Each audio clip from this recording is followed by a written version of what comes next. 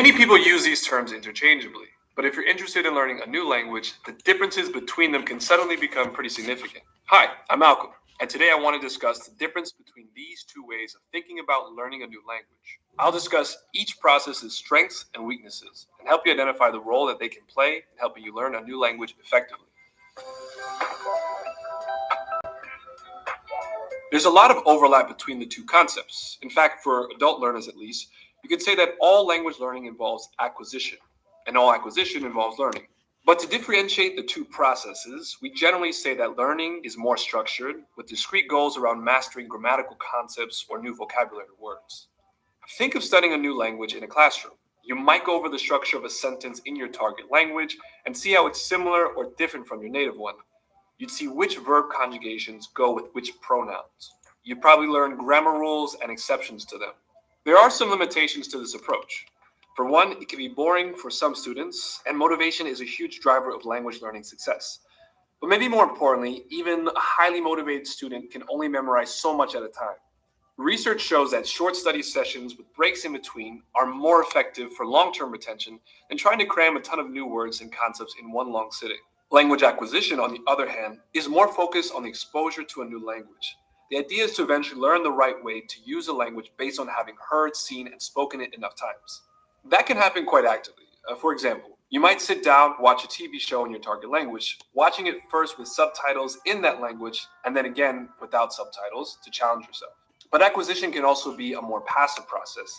Even subconscious exposure to your target language can be helpful. However you approach acquisition, the focus is on natural communication rather than trying to retain a whole language structure.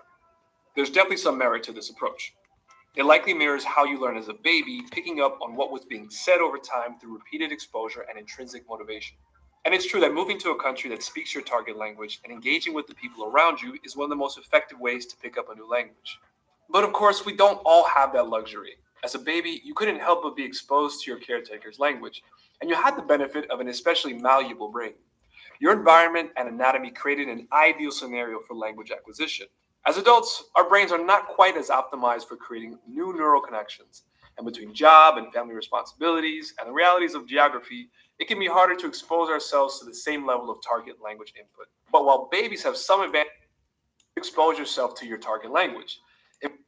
Online classes, listen to podcasts or music, watch TV shows in your target language, or find a great YouTuber who speaks the language you want to learn.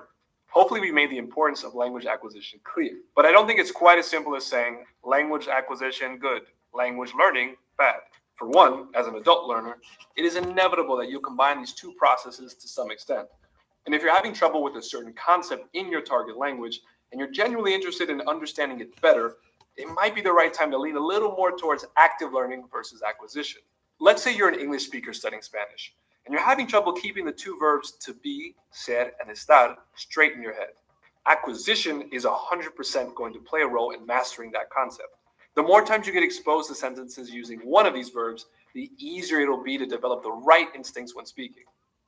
Studies have shown that different parts of the brain light up depending whether you're learning in a structured approach or acquiring through exposure. Certain concepts may be better served with a little bit of organized learning. Certain students will be better served by different approaches.